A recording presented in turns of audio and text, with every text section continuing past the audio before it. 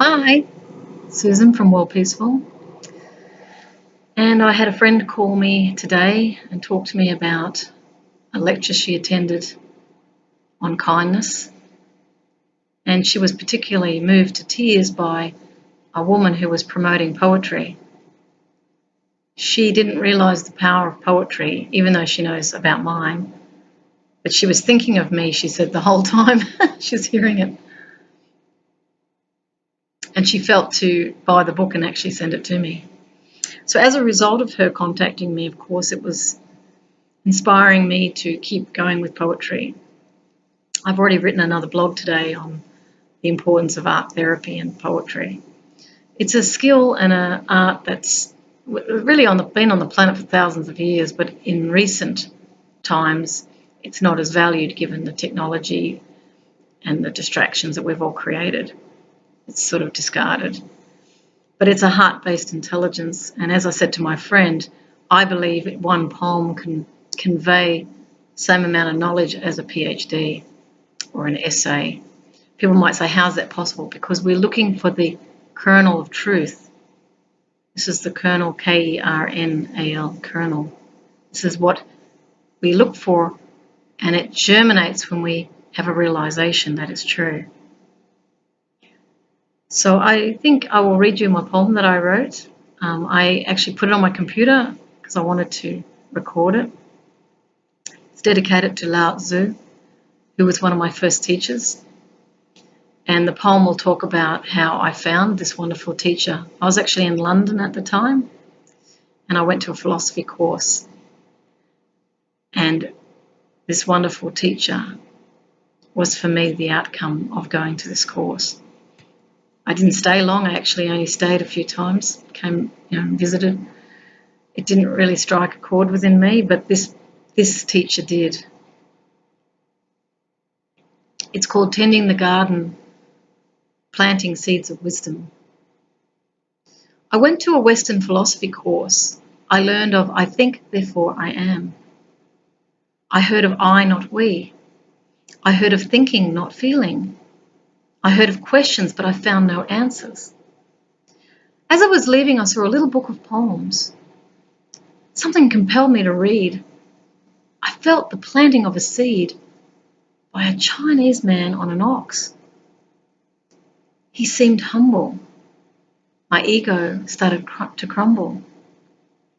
As wisdom was the kernel that leads, it never bleeds, for it is not a red army.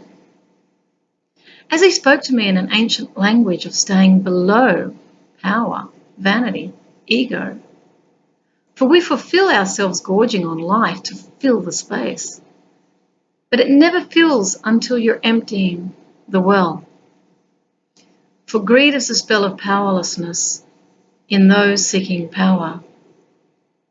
He showed me the way and the truth. He was a peacemaker few knew in the West. He taught me I feel, therefore I'm not. And this was the seed of enlightenment that grows when it doesn't know.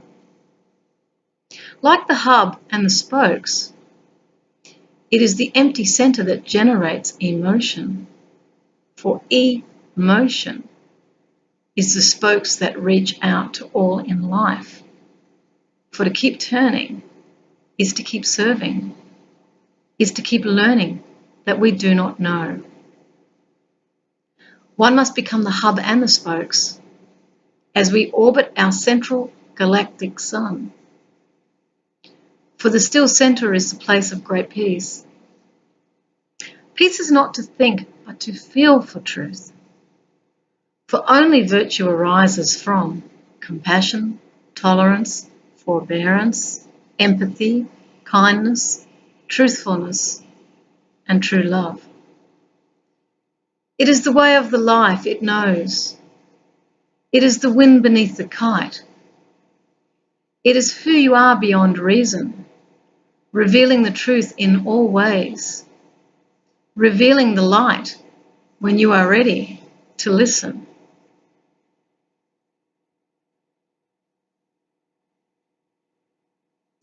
That's the poem.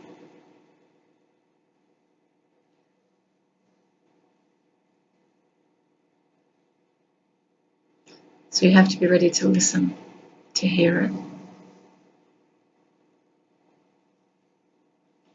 When I went to this philosophy course, I had no idea I was going to come out with a tiny book with what seemed like poems. But they were very short, truncated seeds or kernels of wisdom.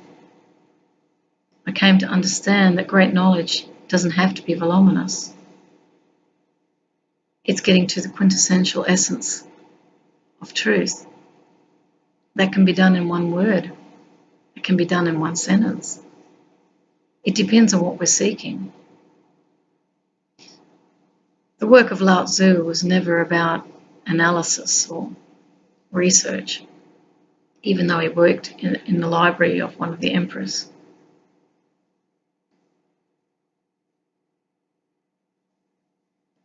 He found the silence within himself as he awakened to universal truth.